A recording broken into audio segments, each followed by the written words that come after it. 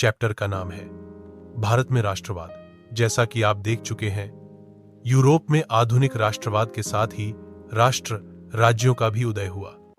इससे अपने बारे में लोगों की समझ बदलने लगी। वे कौन हैं, उनकी पहचान किस बात से परिभाषित होती है, यह भावना बदल गई। उनमें राष्ट्र के प्रति लगाव का भाव पैदा होने लगा। नए प्रतीकों और चिन्हों ने, नए गीतों और विचारों ने नए संपर्क स्थापित किए और समुदायों की सीमाओं को दोबारा परिभाषित कर दिया। ज्यादातर देशों में इस नई राष्ट्रीय पहचान का निर्माण एक लंबी प्रक्रिया में हुआ। आइए देखें कि हमारे देश में यह चेतना किस तरह पैदा हुई। दूसरे उपनिवेशों की तरह भारत में भी आधुनिक राष्ट्रवाद के उदय की परिघटना उपनिवेशवाद विरोधी आंदोलन के साथ गहरे तौर पर जुड़ी हुई थी। औपनिवेशिक शासकों के खिलाफ संघर्ष के दौरान लोग आपसी एकता को पहचानने लगे थे। उत्पीड़न और दमन के साझा भाव ने विभिन्न समूहों को एक दूसरे से बांध दिया था, लेकिन हर वर्ग और समूह पर उपनिवेशवाद का असर एक जैसा नहीं था। उनके अनुभव भी अलग थे और स्वतंत्रता के मायने भी भिन्न थे। महात्मा गांधी के नेतृत्व में कांग्रेस ने इन समूहों को इकट्ठा करके एक विशाल आंदोलन खड़ा किया, परंतु इस एकता में टकराव के बिंदु भी निहित थे। पहले की एक और पुस्तक में भी आपने भारत में राष्ट्रवाद के उदय का अध्ययन किया था। वहां आपने 20वीं सदी के पहले दशक तक की कहानी पढ़ी थी। इस अध्याय में हम 1920 के दशक से आगे अध्ययन करेंगे और असहयोग आंदोलन तथा सविनय अवज्ञा आंदोलन के बारे में पढ़ेंगे। हम ये देखेंगे कि कांग्रेस ने राष्ट्रीय आंदोलन को विकसित करने के लिए किस तरह के प्रयास किए, इस आंदोलन में विभिन्न सामाजिक समूहों ने किस तरह हिस्सा लिया और किस तरह राष्ट्रवाद ने लोगों की कल्पना को नई उड़ान दे दी। अब हम पढ़ेंगे पहला विश्व युद्ध, खिलाफत और असहयोग। 1919 से बाद के सालों में हम देखते हैं कि राष्ट्रीय आंदोलन नए इलाकों तक फैल गया था। उसमें नए सामाजिक समूह शामिल हो गए थे और संघर्ष की नई पद्धतियां सामने आ रही थीं। इन बदलावों को हम कैसे समझेंगे, उनके क्या परिणाम हुए? सबसे पहली बात यह है कि विश्व युद्ध ने एक नई आर्थिक और राजनीतिक स्थिति पैदा कर दी थी। इसके कारण रक्षा व्यय में भारी इजाफा हुआ। इस खर्चे की भरपाई करने के लिए युद्ध के नाम पर कर्जे लिए गए और करों में वृद्धि की गई। सीमा शुल्क बढ़ा दिया गया और आयकर शुरू किया गया। युद्ध के दौरान कीमतें तेजी से बढ़ रही थीं। 1913 से 1918 के बीच कीमतें दोगुना हो चुकी थीं, जिसके कारण आम लोगों की मुश्किलें बढ़ गई थीं। गांवों में सिपाहियों को जबरन भर्ती किया गया, जिसके कारण ग्रामीण इलाकों में व्यापक गुस्सा था। 1918 से 19 और 1920 से 21 में देश के बहुत सारे हिस्सों में फसल खराब हो गई, जिसके कारण खाद्य पदार्थों का भारी अभाव पैदा हो गया। उसी समय फ्लू की महामारी फैल गई। 1921 की जनगणना के मुताबिक दुर्भिक्ष और महामारी के कारण 120 से 130 लाख लोग मारे गए।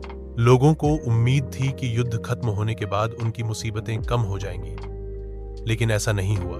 इसी समय एक नया नेता सामने आया और उसने संघर्ष का एक नया ढंग, एक नया तरीका पेश किया। अब बात करते हैं 1.1 सत्याग्रह का विचार। महात्मा गांधी जनवरी 1915 में भारत लौटे। इससे पहले वे दक्षिण अफ्रीका में थे। उन्होंने एक नए तरह के जनांदोलन के रास्ते पर चलते हुए वहां की नस्लभेदी सरकार से सफलतापूर्वक लोहा लिया था। इस पद्धति को वे सत्याग्रह कहते थे। सत्याग्रह के विचार में सत्य की शक्ति पर आग्रह और सत्य की खोज पर जोर दिया जाता था। इसका अर्थ यह था कि अगर आपका उद्देश्य सच्चा है, यदि आपका संघर्ष अन्याय के खिलाफ है, तो उत्पीड़क से मुकाबला करने के लिए आपको किसी शारीरिक बल की आवश्यकता नहीं है। प्रतिशोध की भावना या आक्रामकता का सहारा लिए बिना सत्याग्रही केवल अहिंसा के सहारे भी अपने संघर्ष में सफल हो सकता है। इसके लिए दमनकारी शत्रु की चेतना को झंझोड़ना चाहिए। उत्पीड़क शत्रु को ही नहीं, बल्कि सभी लोगों को हिंसा के जरिए सत्य को स्वीकार करने पर विवश करने की बजाय सच्चाई को देखने और सहज भाव से स्वीकार करने के लिए प्रेरित किया जाना चाहिए। इस संघर्ष में अंततः सत्य की ही जीत होती है। गांधी जी का विश्वास था कि अहिंसा का यह धर्म सभी भारतीयों को एकता के सूत्र में बांध सकता है। भारत आने के बाद गांधी जी ने कई स्थानों पर सत्याग्रह आंदोलन चलाया। 1917 में उन्होंने बिहार के चंपारण इलाके का दौरा किया और दमनकारी बागान व्यवस्था के खिलाफ किसानों को संघर्ष के लिए प्रेरित किया। 1917 में उन्होंने गुजरात के खेड़ा जिले के किसानों की मदद के लिए सत्याग्रह का आयोजन किया। फसल खराब हो जाने और प्लेग की महामारी के कारण खेड़ा जिले के किसान लगान चुकाने की हालत में नहीं थे। वे चाहते थे कि लगान वसूली में ढील दी जाए। 1918 में गांधी जी सूती कपड़ा कारखानों के मजदूरों के बीच सत्याग्रह आंदोलन चलाने अहमदाबाद जा पहुंचे। अब बात करते हैं 1.2 रॉलेट एक्ट। इस कामयाबी से उत्साहित गांधी जी ने 1919 में प्रस्तावित रॉलेट एक्ट 1919 के खिलाफ एक राष्ट्रव्यापी सत्याग्रह आंदोलन चलाने का फैसला लिया। भारतीय सदस्यों के भारी विरोध के बावजूद इस आरिंड कानून को इंपीरियल लेजिस्लेटिव काउंसिल ने बहुत जल्दबाजी में पारित कर दिया था। इस कानून के जरिए सरकार को राजनीतिक गतिविधियों को कुचलने और राजनीतिक कैदियों को 2 साल तक बिना मुकदमा चलाए जेल में बंद रखने का अधिकार मिल गया था। महात्मा गांधी ऐसे अन्यायपूर्ण कानूनों के खिलाफ अहिंसक ढंग से नागरिक अवज्ञा चाहते थे। इसे 6 अप्रैल को एक हड़ताल से शुरू होना था। विभिन्न शहरों में रैली जुलूसों का आयोजन किया गया। रेलवे वर्कशॉप्स में कामगार हड़ताल पर चले गए। दुकानें बंद हो गईं। इस व्यापक जन उभार से चिंतित तथा रेलवे व टेलीग्राफ जैसी संचार सुविधाओं के भंग हो जाने की आशंका से भयभीत अंग्रेजों ने राष्ट्रवादियों पर दमन शुरू कर दिया। अमृतसर में बहुत सारे स्थानीय नेताओं को हिरासत में ले लिया गया। गांधी जी के दिल्ली में प्रवेश करने पर पाबंदी लगा दी गई। 10 अप्रैल को पुलिस ने अमृतसर में एक शांतिपूर्ण जुलूस पर गोली चला दी। इसके बाद लोग बैंकों, डाक खानों और रेलवे स्टेशनों पर हमले करने लगे। मार्शल लॉ लागू कर दिया गया और जनरल डायर ने कमान संभाल ली। 13 अप्रैल को जलियांवाला बाग हत्याकांड हुआ। उस दिन अमृतसर में बहुत सारे गांव वाले सालाना वैसाखी मेले में शिरकत करने के लिए जलियांवाला बाग मैदान में जमा हुए थे। काफी लोग तो सरकार द्वारा लागू किए गए दमनकारी कानून का विरोध प्रकट करने के लिए एकत्रित हुए। यह मैदान चारों तरफ से बंद था। शहर से बाहर होने के कारण वहां जुटे लोगों को यह पता नहीं था कि इलाके में मार्शल लॉ लागू किया जा चुका है। जनरल डायर हथियारबंद सैनिकों के साथ वहां पहुंचा और जाते ही उसने मैदान से बाहर निकलने के सारे रास्तों को बंद कर दिया। इसके बाद उसके सिपाहियों ने भीड़ पर अंधाधुंध गोलियां चला दी। सैकड़ों लोग मारे गए। बाद में उसने बताया कि वह सत्याग्रहियों के जहन में दहशत और विस्मय का भाव पैदा करके एक नैतिक प्रभाव उत्पन्न करना चाहता था। जैसे जैसे जलियांवाला बाग की खबर फैली, उत्तर भारत के बहुत सारे शहरों में लोग सड़कों पर उतरने लगे। हड़तालें होने लगीं, लोग पुलिस से मोर्चा लेने लगे और सरकारी इमारतों पर हमला करने लगे। सरकार ने इन कार्रवाइयों को निर्ममता से कुचलने का रास्ता अपनाया। सरकार लोगों को अपमानित और आतंकित करना चाहती थी। सत्याग्रहियों को जमीन पर नाक रगड़ने के लिए, सड़क पर घिसट कर चलने और सारे साहिबों को सलाम मारने के लिए मजबूर किया गया। लोगों को कोड़े मारे गए और गांवों गुजरांवाला पंजाब पर बम बरसाए गए। हिंसा फैलते देख महात्मा गांधी ने आंदोलन वापस ले लिया। भले ही रॉलेट सत्याग्रह एक बहुत बड़ा आंदोलन था, लेकिन अभी भी वह मुख्य रूप से शहरों और कस्बों तक ही सीमित था। महात्मा गांधी पूरे भारत में और भी ज्यादा जनाधार वाला आंदोलन खड़ा करना चाहते थे, लेकिन उनका मानना था कि हिंदू मुसलमानों को एक दूसरे के नजदीक लाए। बिना ऐसा कोई आंदोलन नहीं चलाया जा सकता। उन्हें लगता था कि खिलाफत का मुद्दा उठाकर वे दोनों समुदायों को नजदीक ला सकते हैं। पहले विश्व युद्ध में ऑटोमन तुर्की की हार हो चुकी थी। इस आशय की अफवाहें फैली हुई थीं कि इस्लामिक विश्व के आध्यात्मिक नेता खलीफा ऑटोमन सम्राट पर एक बहुत सख्त शांति संधि थोपी जाएगी। खलीफा की तात्कालिक शक्तियों की रक्षा के लिए मार्च 1919 में बंबई में एक खिलाफत समिति का गठन किया गया था। मोहम्मद अली और शौकत अली बंधुओं के साथ कई युवा मुस्लिम नेताओं ने इस मुद्दे पर संयुक्त जनकार्रवाई की संभावना तलाशने के लिए महात्मा गांधी के साथ चर्चा शुरू कर दी थी। सितंबर 1920 में कांग्रेस के कलकत्ता अधिवेशन में महात्मा गांधी ने भी दूसरे नेताओं को इस बात पर राजी कर लिया कि खिलाफत आंदोलन के समर्थन और स्वराज के लिए एक असहयोग आंदोलन शुरू किया जाना चाहिए। अब बात करते हैं 1.3 असहयोग ही क्यों। अपनी प्रसिद्ध पुस्तक हिंद स्वराज 1909 में महात्मा गांधी ने कहा था कि भारत में ब्रिटिश शासन भारतीयों के सहयोग से ही स्थापित हुआ था और यह शासन इसी सहयोग के कारण चल पा रहा है। अगर भारत के लोग अपना सहयोग वापस ले लें तो साल भर के भीतर ब्रिटिश शासन ढह जाएगा और स्वराज की स्थापना हो जाएगी। असहयोग का विचार आंदोलन कैसे बन सकता था? गांधी जी का सुझाव था कि यह आंदोलन चरणबद्ध तरीके से आगे बढ़ना चाहिए। सबसे पहले लोगों को सरकार द्वारा दी गई पदवियां लौटा देनी चाहिए और सरकारी नौकरियों, सेना, पुलिस, अदालतों, विधायी परिषदों, स्कूलों और विदेशी वस्तुओं का बहिष्कार करना चाहिए। अगर सरकार दमन का रास्ता अपनाती है तो व्यापक सविनय अवज्ञा अभियान भी शुरू किया जाए। 1920 की गर्मियों में गांधी जी और शौकत अली आंदोलन के लिए समर्थन जुटाते हुए देश भर में यात्राएं करते रहे। कांग्रेस में बहुत सारे लोग इन प्रस्तावों पर सशंकित थे। वे नवंबर 1920 में विधायी परिषद के लिए होने वाले चुनावों का बहिष्कार करने में हिचकिचा रहे थे। उन्हें भय था कि इस आंदोलन में लोग हिंसा कर सकते हैं। सितंबर से दिसंबर तक कांग्रेस में भारी खींचतान चलती रही। कुछ समय के लिए ऐसा लगा कि आंदोलन के समर्थकों और विरोधियों के बीच सहमति नहीं बन पाएगी। आखिरकार दिसंबर 1920 में कांग्रेस के नागपुर अधिवेशन में एक समझौता हुआ और असहयोग कार्यक्रम पर स्वीकृति की मोहर लगा दी गई। आंदोलन किस तरह आगे बढ़ा, उसमें किन लोगों ने हिस्सा लिया, विभिन्न सामाजिक समूहों ने असहयोग के विचार को किस तरह समझा। अब हम पढ़ेंगे आंदोलन के भीतर अलग अलग धाराएं। असहयोग खिलाफत आंदोलन जनवरी 1921 में शुरू हुआ। इस आंदोलन में विभिन्न सामाजिक समूहों ने हिस्सा लिया, लेकिन हर एक की अपनी अपनी आकांक्षाएं थीं। सभी ने स्वराज के आह्वान को स्वीकार तो किया, लेकिन उनके लिए उसके अर्थ अलग अलग थे।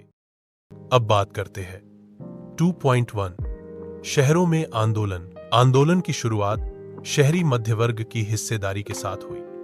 हजारों विद्यार्थियों ने स्कूल, कॉलेज छोड़ दिए।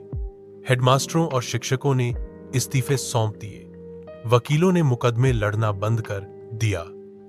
मद्रास के अलावा ज्यादातर प्रांतों में परिषद चुनावों का बहिष्कार किया गया।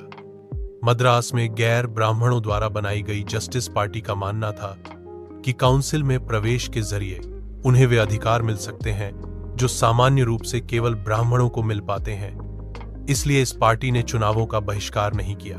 आर्थिक मोर्चे पर असहयोग का असर और भी ज्यादा नाटकीय रहा। विदेशी सामानों का बहिष्कार किया गया। शराब की दुकानों की पिकेटिंग की गई और विदेशी कपड़ों की होली जलाई जाने लगी। 1921 से 1922 के बीच विदेशी कपड़ों का आयात आधा रह गया था।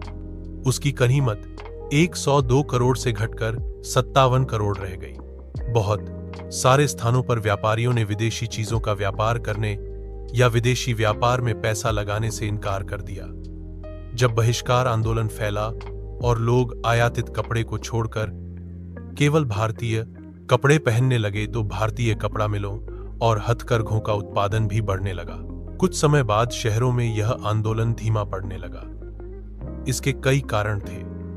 खादी का कपड़ा मिलों में भारी पैमाने पर बनने वाले कपड़ों के मुकाबले प्रायः महंगा होता था और गरीब उसे नहीं खरीद सकते थे। वे मिलों के कपड़े का लंबे समय तक बहिष्कार कैसे कर सकते थे? ब्रिटिश संस्थानों के बहिष्कार से भी समस्या पैदा हो गई। आंदोलन की कामयाबी के लिए वैकल्पिक भारतीय संस्थानों की स्थापना जरूरी थी ताकि ब्रिटिश संस्थानों के स्थान पर उनका प्रयोग किया जा सके। लेकिन वैकल्पिक संस्थानों की स्थापना की प्रक्रिया बहुत धीमी थी। फलस्वरूप विद्यार्थी, और शिक्षक सरकारी स्कूलों में लौटने लगे और वकील दोबारा सरकारी अदालतों में दिखाई देने लगे। अब बात करते हैं 2.2 ग्रामीण इलाकों में विद्रोह। शहरों से बढ़कर असहयोग आंदोलन देहात में भी फैल गया था। युद्ध के बाद देश के विभिन्न भागों में चले किसानों व आदिवासियों के संघर्ष भी इस आंदोलन में समा गए। अवध में सन्यासी बाबा रामचंद्र किसानों का नेतृत्व कर रहे थे। बाबा रामचंद्र इससे पहले फिजी में गिरमिटिया मजदूर के तौर पर काम कर चुके थे।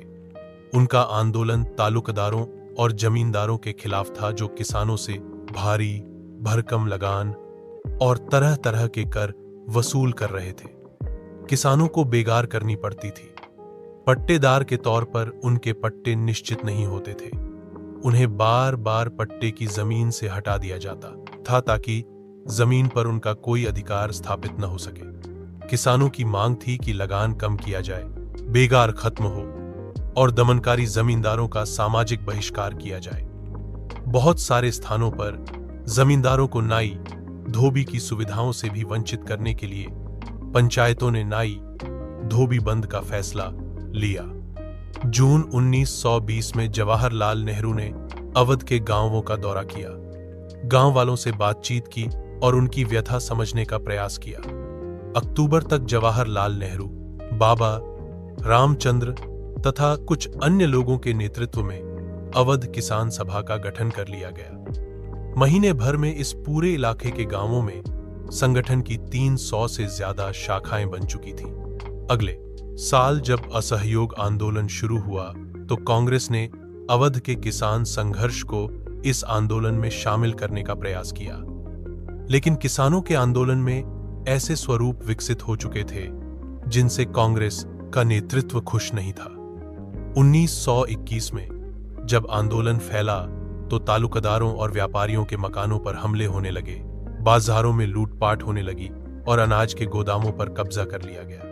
बहुत सारे स्थानों पर स्थानीय नेता किसानों को समझा रहे थे कि गांधी जी ने ऐलान कर दिया है कि अब कोई लगान नहीं भरेगा और जमीन गरीबों में बांट दी जाएगी। महात्मा का नाम लेकर लोग अपनी सारी कार्रवाइयों और आकांक्षाओं को सही ठहरा रहे थे। आदिवासी किसानों ने महात्मा गांधी के संदेश और स्वराज के विचार का कुछ और ही मतलब निकाला। उदाहरण के लिए आंध्र प्रदेश की गुडेम पहाड़ियों में 1920 के दशक की शुरुआत में एक उग्र गुरिल्ला आंदोलन फैल गया।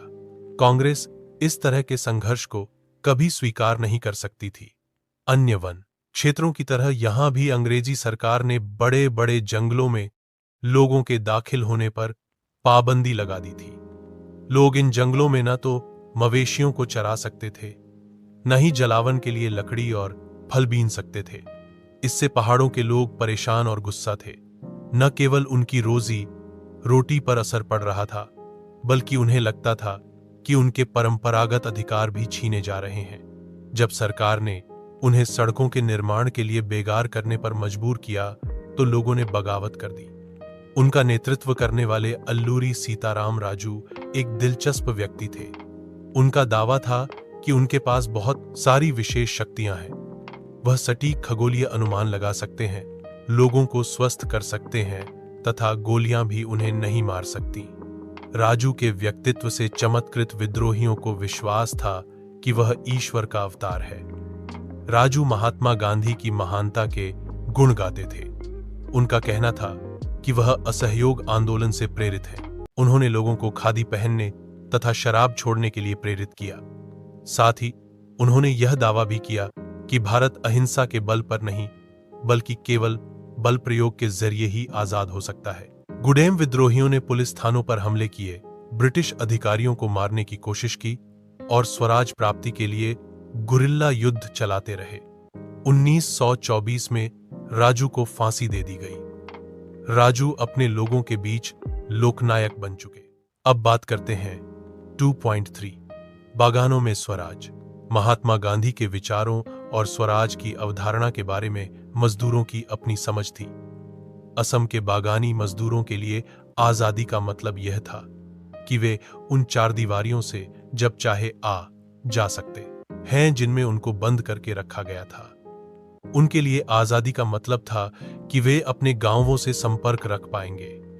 1859 के इनलैंड इमिग्रेशन एक्ट के तहत बागानों में काम करने वाले मजदूरों को बिना इजाजत बागान से बाहर जाने की छूट नहीं होती थी, और यह इजाजत उन्हें विरले ही कभी मिलती थी। जब उन्होंने असहयोग आंदोलन के बारे में सुना तो हजारों मजदूर अपने अधिकारियों की अवहेलना करने लगे। उन्होंने बागान छोड़ दिए और अपने घर को चल दिए। उनको लगता था कि अब गांधी राज आ रहा है, इसलिए अब तो हरेक को गांव में जमीन मिल जाएगी। लेकिन वे अपनी मंजिल पर नहीं पहुंच पाए। रेलवे और स्टीमरों की हड़ताल के कारण वे रास्ते में ही फंसे रह गए। उन्हें पुलिस ने पकड़ लिया और उनकी बुरी तरह पिटाई हुई। इन स्थानीय आंदोलनों की अपेक्षाओं और दृष्टियों को कांग्रेस के कार्यक्रम में परिभाषित नहीं किया गया था। उन्होंने तो स्वराज शब्द का अपने हिसाब से अर्थ निकाल लिया था। उनके लिए यह एक ऐसे युग का द्योतक था जब सारे कष्ट और सारी मुसीबतें खत्म हो जाएंगी। फिर भी जब आदिवासियों ने गांधी जी के नाम का नारा लगाया और स्वतंत्र भारत की हुंकार भरी, तो वे एक अखिल भारतीय आंदोलन से भी भावनात्मक स्तर पर जुड़े हुए थे। जब वे महात्मा गांधी का नाम लेकर काम करते थे या अपने आंदोलन को कांग्रेस के आंदोलन से जोड़कर देखते थे, तो वास्तव में एक ऐसे आंदोलन का अंग बन जाते थे जो उनके इलाके तक ही सीमित नहीं था। अब हम पढ़ेंगे सविनय अवज्ञा की ओर। फरवरी 1922 में महात्मा गांधी ने असहयोग आंदोलन वापस लेने का फैसला कर लिया। उनको लगता था कि आंदोलन हिंसक होता जा रहा है और सत्याग्रहियों को व्यापक प्रशिक्षण की जरूरत है। कांग्रेस के कुछ नेता इस तरह के जनसंघर्षों से थक चुके थे। वे 1919 के गवर्नमेंट और इंडिया एक्ट के तहत गठित की गई प्रांतीय परिषदों के चुनाव में हिस्सा लेना चाहते थे। उनको लगता था कि परिषदों में रहते हुए ब्रिटिश नीतियों का विरोध करना, सुधारों की वकालत करना और यह दिखाना भी महत्वपूर्ण है कि ये परिषदें लोकतांत्रिक संस्था नहीं है। C.R. दास और मोतीलाल नेहरू ने परिषद राजनीति में वापस लौटने के लिए कांग्रेस के भीतर ही स्वराज पार्टी का गठन कर डाला। जवाहरलाल नेहरू और सुभाष चंद्र बोस जैसे युवा नेता ज्यादा उग्र जनांदोलन और पूर्ण स्वतंत्रता के लिए दबाव बनाए हुए थे। आंतरिक बहस व असहमति के इस माहौल में दो ऐसे तत्व थे जिन्होंने 20 के दशक के आखिरी सालों में भारतीय राजनीति की रूपरेखा एक बार फिर बदल दी। पहला कारक था विश्वव्यापी आर्थिक मंदी का असर। 1926 से कृषि उत्पादों की कीमतें गिरने लगी थीं और 1930 के बाद तो पूरी तरह धराशायी हो गई। कृषि उत्पादों की मांग गिरी और निर्यात कम होने लगा, तो किसानों को अपनी उपज बेचना और लगान चुकाना भी भारी पड़ने लगा। 1930 तक ग्रामीण इलाके भारी उथल से गुजरने लगे थे। इसी पृष्ठभूमि में ब्रिटेन की नई टोरी सरकार ने सर जॉन साइमन के नेतृत्व में एक वैधानिक आयोग का गठन कर दिया। राष्ट्रवादी आंदोलन के जवाब में गठित किए गए इस आयोग को भारत में संवैधानिक व्यवस्था की कार्यशैली का अध्ययन करना था और उसके बारे में सुझाव देने थे। इस आयोग में एक भी भारतीय सदस्य नहीं था, सारे अंग्रेज थे। 1928 में जब साइमन कमीशन भारत पहुंचा तो उसका स्वागत साइमन कमीशन वापस जाओ, साइमन कमीशन गो बैक के नारों से किया गया। कांग्रेस और मुस्लिम लीग सभी पार्टियों ने प्रदर्शनों में हिस्सा लिया। इस विरोध को शांत करने के लिए वायसराय लॉर्ड इरविन ने अक्टूबर 1929 में भारत के लिए डोमिनियन स्टेटस का गोलमोल सा ऐलान कर दिया। उन्होंने इस बारे में कोई समय सीमा भी नहीं बताई। उन्होंने सिर्फ इतना कहा कि भावी संविधान के बारे में चर्चा करने के लिए गोलमेज सम्मेलन आयोजित किया जाएगा। इस प्रस्ताव से कांग्रेस के नेता संतुष्ट नहीं थे। जवाहरलाल नेहरू और सुभाष चंद्र बोस के नेतृत्व में कांग्रेस का तेज तर्रार खेमा आक्रामक तेवर अपनाने लगा था। उदारवादी और मध्यमार्गी नेता ब्रिटिश डोमिनियन के भीतर ही संवैधानिक व्यवस्था के पक्ष में थे, लेकिन इस खेमे का प्रभाव घटता जा रहा था। दिसंबर 1929 में जवाहरलाल नेहरू की अध्यक्षता में कांग्रेस के लाहौर अधिवेशन में पूर्ण स्वराज की मांग को औपचारिक रूप से मान लिया गया। तय किया गया कि 26 जनवरी 1930 को स्वतंत्रता दिवस के रूप में मनाया जाएगा और उस दिन लोग पूर्ण स्वराज के लिए संघर्ष की शपथ लेंगे। इस उत्सव की ओर बहुत कम ही लोगों ने ध्यान दिया। अब स्वतंत्रता के इस अमूर्त विचार को रोजमर्रा जिंदगी के ठोस मुद्दों से जोड़ने के लिए महात्मा गांधी को कोई और रास्ता ढूंढना था। अब बात करते हैं 3.1 नमक यात्रा और सविनय अवज्ञा आंदोलन। देश को एकजुट करने के लिए महात्मा गांधी को नमक एक शक्तिशाली प्रतीक दिखाई दिया।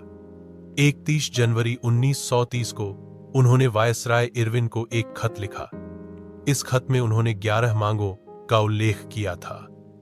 इनमें से कुछ सामान्य मांगें थीं, जबकि कुछ मांगें उद्योगपतियों से लेकर किसानों तक विभिन्न तबकों से जुड़ी थीं। गांधी जी इन मांगों के जरिए समाज के सभी वर्गों को अपने साथ जोड़ना चाहते थे ताकि सभी उनके अभियान में शामिल हो सकें। इनमें सबसे महत्वपूर्ण मांग नमक कर को खत्म करने के बारे में थी। नमक का अमीर गरीब सभी इस्तेमाल करते थे। यह भोजन का एक अभिन्न हिस्सा था, इसीलिए नमक पर कर और उसके उत्पादन पर सरकारी इज़्ज़ारेदारी को महात्मा गांधी ने ब्रिटिश शासन का सबसे दमनकारी पहलू बताया था। महात्मा गांधी का यह पत्र एक अल्टीमेटम चेतावनी की तरह था। उन्होंने लिखा था कि अगर 11 मार्च तक उनकी मांगें नहीं मानी गई तो कांग्रेस सविनय अवज्ञा आंदोलन छेड़ देगी। इरविन झुकने को तैयार नहीं थे। फलस्वरूप महात्मा गांधी ने अपने 78 विश्वस्त वॉलंटियरों के साथ नमक यात्रा शुरू कर दी। यह यात्रा साबरमती में गांधी जी के आश्रम से 240 किलोमीटर दूर दांडी नामक गुजराती तटीय कस्बे में जाकर खत्म होनी थी। गांधी जी की टोली ने 24 दिन तक हर रोज लगभग 10 मील का सर तय किया। गांधी जी जहां भी रुकते हजारों लोग उन्हें सुनने आते। इन सभाओं में गांधी जी ने स्वराज का अर्थ स्पष्ट किया और आह्वान किया कि लोग अंग्रेजों की शांतिपूर्वक अवज्ञा करें, यानी अंग्रेजों का कहा न माने। 6 अप्रैल को वह दांडी पहुंचे और उन्होंने समुद्र का पानी उबालकर नमक बनाना शुरू कर दिया। यह कानून का उल्लंघन था। यहीं से सविनय अवज्ञा आंदोलन शुरू होता है। यह आंदोलन असहयोग आंदोलन के मुकाबले किस तरह अलग था। इस बार लोगों को न केवल अंग्रेजों का सहयोग न करने के लिए बल्कि औपनिवेशिक कानूनों का उल्लंघन करने के लिए आह्वान किया जाने लगा। देश के विभिन्न भागों में हजारों लोगों ने नमक कानून तोड़ा और सरकारी नमक कारखानों के सामने प्रदर्शन किए। आंदोलन फैला तो विदेशी कपड़ों का बहिष्कार किया जाने लगा। शराब की दुकानों की पिकेटिंग होने लगी। किसानों ने लगान और चौकीदारी कर चुकाने से इनकार कर दिया। गांवों में तैनात कर्मचारी इस्तीफे देने लगे। बहुत सारे स्थानों पर जंगलों में रहने वाले वन कानूनों का उल्लंघन करने लगे। वे लकड़ी बीनने और मवेशियों को चराने के लिए आरक्षित वनों में घुसने लगे। इन घटनाओं से चिंतित औपनिवेशिक सरकार कांग्रेसी नेताओं को गिरफ्तार करने लगी। बहुत सारे स्थानों पर हिंसक टकराव हुए। अप्रैल 1930 में जब महात्मा गांधी के समर्पित साथी अब्दुल गफ्फार खान को गिरफ्तार किया गया तो गुस्साई भीड़ सशस्त्र बख्तरबंद गाड़ियों और पुलिस की गोलियों का सामना करते हुए सड़कों पर उतर आई। बहुत सारे लोग मारे गए। महीने भर बाद जब महात्मा गांधी को भी गिरफ्तार कर लिया गया तो शोलापुर के औद्योगिक मजदूरों ने अंग्रेजी शासन का प्रतीक पुलिस चौकियों, नगरपालिका भवनों, अदालतों और रेलवे स्टेशनों पर हमले शुरू कर दिए। भयभीत सरकार ने निर्मम दमन का रास्ता अपनाया। शांतिपूर्ण सत्याग्रहियों पर हमले किए गए। औरतों व बच्चों को मारा, पीटा गया और लगभग 1 लाख लोग गिरफ्तार किए गए। महात्मा गांधी ने एक बार फिर आंदोलन वापस ले लिया। 5 मार्च 1931 को उन्होंने इरविन के साथ एक समझौते पर दस्तखत कर दिए। इस गांधी इरविन समझौते के जरिए गांधी जी ने लंदन में होने वाले दूसरे गोलमेज सम्मेलन में हिस्सा लेने पर अपनी सहमति व्यक्त कर दी। पहले गोलमेज सम्मेलन का कांग्रेस बहिष्कार कर चुकी थी। इसके बदले सरकार राजनीतिक कैदियों को रिहा करने पर राजी हो गई। दिसंबर 1931 में सम्मेलन के लिए गांधी जी लंदन गए। यह वार्ता बीच में ही टूट गई और उन्हें निराश वापस लौटना पड़ा। यहां आकर उन्होंने पाया कि सरकार ने नए सिरे से दमन शुरू कर दिया है। गफ्फार खान और जवाहरलाल नेहरू दोनों जेल में थे। कांग्रेस को गैरकानूनी घोषित कर दिया गया था। सभाओं, प्रदर्शनों और बहिष्कार जैसी गतिविधियों को रोकने के लिए सख्त कदम उठाए जा रहे थे। भारी आशंकाओं के बीच महात्मा गांधी ने सविनय अवज्ञा आंदोलन दोबारा शुरू कर दिया। साल भर तक आंदोलन चला, लेकिन 1934 तक आते उसकी गति मंद पड़ने लगी थी। अब बात करते हैं 3.2 लोगों ने आंदोलन को कैसे लिया। आइए देखें कि सिविल नाफरमानी या सविनय अवज्ञा आंदोलन में शामिल विभिन्न सामाजिक समूह कौन से थे, उन्होंने आंदोलन में हिस्सा क्यों लिया, उनके आदर्श क्या थे, उनके लिए स्वराज के क्या मायने थे।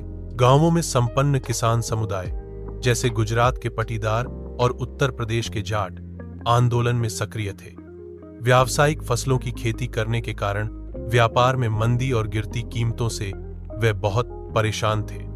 जब उनकी नकद आय खत्म होने लगी तो उनके लिए सरकारी लगान चुकाना नामुमकिन हो गया। सरकार लगान कम करने को तैयार नहीं थी। चारों तरफ असंतोष था। संपन्न किसानों ने सविनय अवज्ञा आंदोलन का बढ़ चढ़कर समर्थन किया। उन्होंने अपने समुदायों को एकजुट किया और कई बार अनिच्छुक सदस्यों को बहिष्कार के लिए मजबूर किया। उनके लिए स्वराज की लड़ाई भारी लगान के खिलाफ लड़ाई थी। लेकिन जब 1931 में लगानों के घटे बिना आंदोलन वापस ले लिया गया तो उन्हें बड़ी निराशा हुई। फलस्वरूप जब 1932 में आंदोलन दोबारा शुरू हुआ तो उनमें से बहुतों ने उसमें हिस्सा लेने से इनकार कर दिया। गरीब किसान केवल लगान में कमी नहीं चाहते थे। उनमें से बहुत सारे किसान जमींदारों से पट्टे पर जमीन लेकर खेती कर रहे थे। महामंदी लंबी खिंची और नकद आमदनी गिरने लगी तो छोटे पट्टेदारों के लिए जमीन का किराया चुकाना भी मुश्किल हो गया। वे चाहते थे कि उन्हें जमींदारों को जो भाड़ा चुकाना था उसे माह कर दिया जाए। इसके लिए उन्होंने कई रेडिकल आंदोलनों में हिस्सा लिया, जिनका नेतृत्व अक्सर समाजवादियों और कम्युनिस्टों के हाथों में होता था। अमीर किसानों और जमींदारों की नाराजगी के भय से कांग्रेस भाड़ा विरोधी आंदोलनों को समर्थन देने में प्रायः हिचकिचाती थी। इसी कारण गरीब किसानों और कांग्रेस के बीच संबंध अनिश्चित बने रहे। व्यवसायी वर्ग की क्या स्थिति थी? उन्होंने सविनय अवज्ञा आंदोलन के बारे में क्या रुख अपनाया? पहले विश्व युद्ध के दौरान भारतीय व्यापारियों और उद्योगपतियों ने भारी मुनाफा कमाया था और वे ताकतवर हो चुके थे। देखें अध्याय 5। अपने कारोबार को फैलाने के लिए उन्होंने ऐसी औपनिवेशिक नीतियों का विरोध किया जिनके कारण उनकी व्यावसायिक गतिविधियों में रुकावट आती थी। वे विदेशी वस्तुओं के आयात से सुरक्षा चाहते थे और रुपया स्टर्लिंग विदेशी विनिमय अनुपात में बदलाव चाहते थे, जिससे आयात में कमी आ जाए। व्यावसायिक हितों को संगठित करने के लिए उन्होंने 1920 में भारतीय औद्योगिक एवं व्यावसायिक Congress, Indian industrial and commercial Congress और 1927 में भारतीय वाणिज्य एवं उद्योग परिसंघ, फेडरेशन और Indian chamber of commerce and industry FICCI का गठन किया। पुरुषोत्तम दास, ठाकुर दास और G.D. बिड़ला जैसे जाने माने उद्योगपतियों के नेतृत्व में उद्योगपतियों ने भारतीय अर्थव्यवस्था पर औपनिवेशिक नियंत्रण का विरोध किया और पहले सिविल नाफरमानी आंदोलन का समर्थन किया। उन्होंने आंदोलन को आर्थिक सहायता दी और आयातित वस्तुओं को खरीदने या बेचने से इनकार कर दिया। ज्यादातर व्यवसायी स्वराज को एक ऐसे युग के रूप में देखते थे जहां कारोबार पर औपनिवेशिक पाबंदियां नहीं होंगी और व्यापार व उद्योग निर्बाध ढंग से फल फूल सकेंगे। गोलमेज सम्मेलन की विफलता के बाद व्यावसायिक संगठनों का उत्साह भी मंद पड़ गया था। उन्हें उग्र गतिविधियों का भय था। वे लंबी अशांति की आशंका और कांग्रेस के युवा सदस्यों में समाजवाद के बढ़ते प्रभाव से डरे हुए थे। औद्योगिक श्रमिक वर्ग ने सविनय अवज्ञा आंदोलन में नागपुर के अलावा और कहीं भी बहुत बड़ी संख्या में हिस्सा नहीं लिया। जैसे जैसे उद्योगपति कांग्रेस के नजदीक आ रहे थे, मजदूर कांग्रेस से छिटकने लगे थे। फिर भी कुछ मजदूरों ने सविनय अवज्ञा आंदोलन में हिस्सा लिया। उन्होंने विदेशी वस्तुओं के बहिष्कार जैसे कुछ गांधीवादी विचारों को कम वेतन व खराब कार्यस्थितियों के खिलाफ अपनी लड़ाई से जोड़ लिया था। 1930 में रेलवे कामगारों की और 1932 में गोदी कामगारों की हड़ताल हुई। 1930 में छोटा नागपुर की टिन खानों के हजारों मजदूरों ने गांधी टोपी पहनकर रैलियों और बहिष्कार अभियानों में हिस्सा लिया। फिर भी कांग्रेस अपने कार्यक्रम में मजदूरों की मांगों को समाहित करने में हिचकिचा रही थी। कांग्रेस को लगता था कि इससे उद्योगपति आंदोलन से दूर चले जाएंगे और साम्राज्यवाद विरोधी ताकतों में फूट पड़ेगी। सिविल नाफरमानी आंदोलन में औरतों ने बड़े पैमाने पर हिस्सा लिया। गांधी जी के नमक सत्याग्रह के दौरान हजारों औरतें उनकी बात सुनने के लिए घर से बाहर आ जाती थीं। उन्होंने जुलूसों में हिस्सा लिया, नमक बनाया, विदेशी कपड़ों व शराब की दुकानों की पिकेटिंग की। बहुत सारी महिलाएं जेल भी गईं। शहरी इलाकों में ज्यादातर ऊंची जातियों की महिलाएं सक्रिय थीं, जबकि ग्रामीण इलाकों में संपन्न किसान परिवारों की महिलाएं आंदोलन में हिस्सा ले रही थीं। गांधी जी के आह्वान के बाद औरतों को राष्ट्र की सेवा करना अपना पवित्र दायित्व दिखाई देने लगा था। लेकिन सार्वजनिक भूमिका में इस इजाफे का मतलब यह नहीं था कि औरतों की स्थिति में कोई भारी बदलाव आने वाला था। गांधी जी का मानना था कि घर चलाना, चूल्हा चौका संभालना, अच्छी मां व अच्छी पत्नी की भूमिकाओं का निर्वाह करना ही औरत का असली कर्तव्य है। इसीलिए लंबे समय तक कांग्रेस संगठन में किसी भी महत्वपूर्ण पद पर औरतों को जगह देने से हिचकिचाती रही। कांग्रेस को उनकी प्रतीकात्मक उपस्थिति में ही दिलचस्पी थी। अब बात करते हैं 3.3 सविनय अवज्ञा की सीमाएं। सभी सामाजिक समूह स्वराज की अमूर्त अवधारणा से प्रभावित नहीं थे। ऐसा ही एक समूह राष्ट्र के अछूतों का था। वे 1930 के बाद खुद को दलित या उत्पीड़ित कहने लगे थे। कांग्रेस ने लंबे समय तक दलितों पर ध्यान नहीं दिया, क्योंकि कांग्रेस रूढ़िवादी सवर्ण हिंदू सनातन पंथियों से डरी हुई थी। लेकिन महात्मा गांधी ने ऐलान किया कि अस्पृश्यता मतलब छुआछूत को खत्म किए बिना 100 साल तक भी स्वराज की स्थापना नहीं की जा सकती। उन्होंने अछूतों को हरिजन यानी ईश्वर की संतान बताया।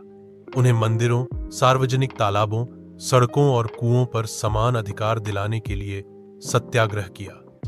मैला ढोने वालों के काम को प्रतिष्ठा दिलाने के लिए वे खुद शौचालय साफ करने लगे। उन्होंने ऊंची जातियों का आह्वान किया कि वे अपना हृदय परिवर्तन करें और अस्पृश्यता के पाप को छोड़ें। लेकिन बहुत सारे दलित नेता अपने समुदाय की समस्याओं का अलग राजनीतिक हल ढूंढना चाहते थे। वे खुद को संगठित करने लगे। उन्होंने शिक्षा संस्थानों में आरक्षण के लिए आवाज उठाई और अलग निर्वाचन क्षेत्रों की बात कही, ताकि वहां से विधायी परिषदों के लिए केवल दलितों को ही चुनकर भेजा जा सके। उनका मानना था कि उनकी सामाजिक अपंगता केवल राजनीतिक सशक्तिकरण से ही दूर हो सकती है। इसलिए सविनय अवज्ञा आंदोलन में दलितों की हिस्सेदारी काफी सीमित थी। महाराष्ट्र और नागपुर क्षेत्र में यह बात खास तौर से दिखाई देती थी, जहां उनके संगठन काफी मजबूत थे। डॉ. अंबेडकर ने 1930 में दलितों को दमित वर्ग एसोसिएशन, डिप्रेस्ड क्लासेस एसोसिएशन में संगठित किया। दलितों के लिए अलग निर्वाचन क्षेत्रों के सवाल पर दूसरे गोलमेज सम्मेलन में महात्मा गांधी के साथ उनका काफी विवाद हुआ। जब ब्रिटिश सरकार ने अंबेडकर की मांग मान ली तो गांधी जी आमरण अनशन पर बैठ गए। उनका मत था कि दलितों के लिए अलग निर्वाचन क्षेत्रों की व्यवस्था से समाज में उनके एकीकरण की प्रक्रिया धीमी पड़ जाएगी। आखिरकार अंबेडकर ने गांधी जी की राय मान ली और सितंबर 1932 में पूना पैक्ट पर हस्ताक्षर कर दिए। इससे दमित वर्गों, जिन्हें बाद में अनुसूचित जाति के नाम से जाना गया, को प्रांतीय एवं केंद्रीय विधायी परिषदों में आरक्षित सीटें मिल गई। हालांकि उनके लिए मतदान सामान्य निर्वाचन क्षेत्रों में ही होता था। फिर भी दलित आंदोलन कांग्रेस के नेतृत्व में चल रहे राष्ट्रीय आंदोलन को शंका की दृष्टि से ही देखता रहा। भारत के कुछ मुस्लिम राजनीतिक संगठनों ने भी सविनय अवज्ञा आंदोलन के प्रति कोई खास उत्साह नहीं दिखाया। असहयोग, खलीलाफत आंदोलन के शांत पड़ जाने के बाद मुसलमानों का एक बहुत बड़ा तबका कांग्रेस से कटा हुआ महसूस करने लगा था। 1920 के दशक के मध्य से कांग्रेस हिंदू महासभा जैसे हिंदू धार्मिक राष्ट्रवादी संगठनों के काफी करीब दिखने लगी थी। जैसे जैसे हिंदू मुसलमानों के बीच संबंध खराब होते गए, दोनों समुदाय उग्र धार्मिक जुलूस निकालने लगे। इससे कई शहरों में हिंदू मुस्लिम सांप्रदायिक टकराव व दंगे हुए। हर दंगे के साथ दोनों समुदायों के बीच फासला बढ़ता गया। कांग्रेस और मुस्लिम लीग ने एक बार फिर गठबंधन का प्रयास किया। 1927 में ऐसा लगा भी कि अब एकता स्थापित हो ही जाएगी। सबसे महत्वपूर्ण मतभेद भावी विधानसभाओं में प्रतिनिधित्व के सवाल पर थे।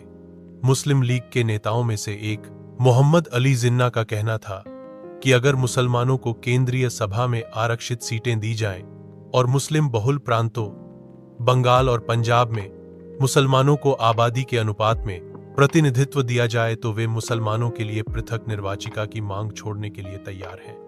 प्रतिनिधित्व के सवाल पर यह बहस मुबाहिसा चल ही रहा था कि 1928 में आयोजित किए गए सर्वदलीय सम्मेलन में हिंदू महासभा के एम.आर. जयकर ने इस समझौते के लिए किए जा रहे प्रयासों की खुलेआम निंदा शुरू कर दी, जिससे इस मुद्दे के समाधान की सारी संभावनाएं समाप्त हो गईं। जब सविनयी अवज्ञा आंदोलन शुरू हुआ, उस समय समुदायों के बीच संदेह और अविश्वास का माहौल बना हुआ था। कांग्रेस से कटे हुए मुसलमानों का बड़ा तबका किसी संयुक्त संघर्ष के लिए तैयार नहीं था।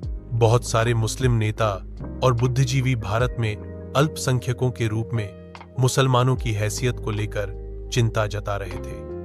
उनको भय था कि हिंदू बहुसंख्या के वर्चस्व की स्थिति में अल्पसंख्यकों की संस्कृति और पहचान खो जाएगी। अब हम पढ़ेंगे सामूहिक अपनेपन का भाव। राष्ट्रवाद की भावना तब पनपती है जब लोग ये महसूस करने लगते हैं कि वे एक ही राष्ट्र के अंग हैं, जब वे एक दूसरे को एकता के सूत्र में बांधने वाली कोई साझा बात ढूंढ लेते हैं। लेकिन राष्ट्र लोगों के मस्तिष्क में एक यथार्थ का रूप कैसे लेता है? विभिन्न समुदायों, क्षेत्रों या भाषाओं से संबद्ध अलग अलग समूहों ने सामूहिक अपनेपन का भाव कैसे विकसित किया? सामूहिक अपनेपन की यह भावना आंशिक रूप से संयुक्त संघर्षों के चलते पैदा हुई थी। इनके अलावा बहुत सारी सांस्कृतिक प्रक्रियाएं भी थीं, जिनके जरिए राष्ट्रवाद लोगों की कल्पना और दिलो दिमाग पर छा गया था। इतिहास व साहित्य, लोक कथाएं व गीत, चित्र व प्रतीक, सभी ने राष्ट्रवाद को साकार करने में अपना योगदान दिया था।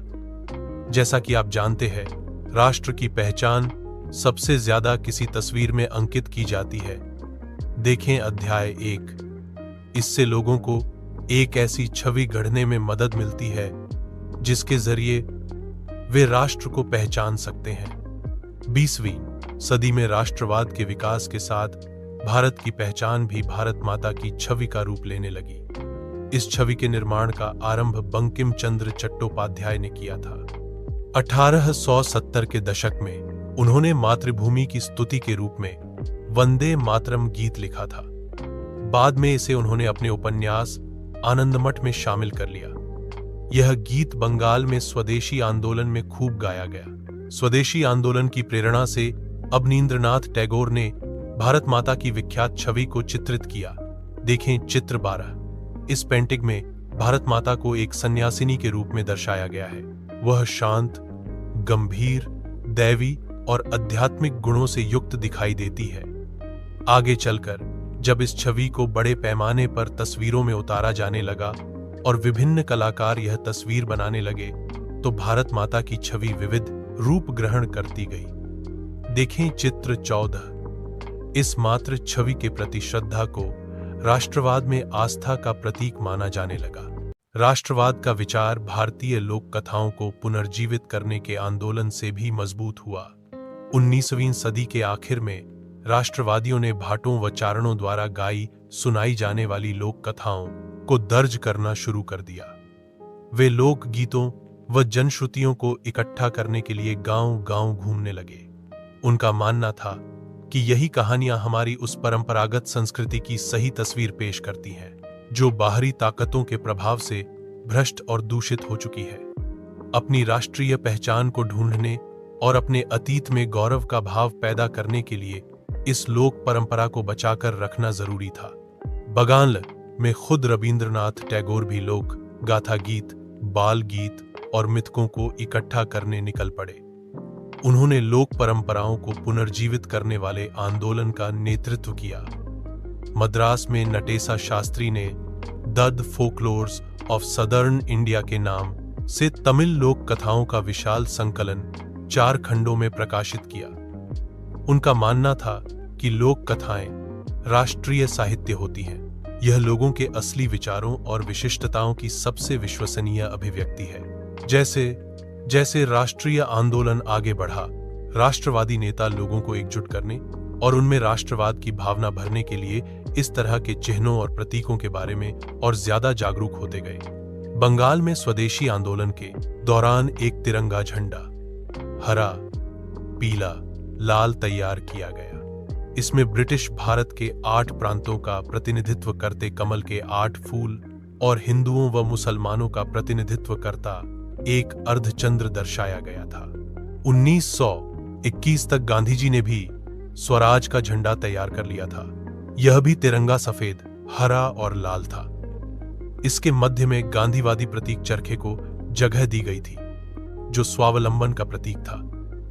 जुलूसों में यह झंडा थामे चलना शासन के प्रति अवज्ञा का संकेत था। इतिहास की पुनर्व्याख्या राष्ट्रवाद की भावना पैदा करने का एक और साधन थी।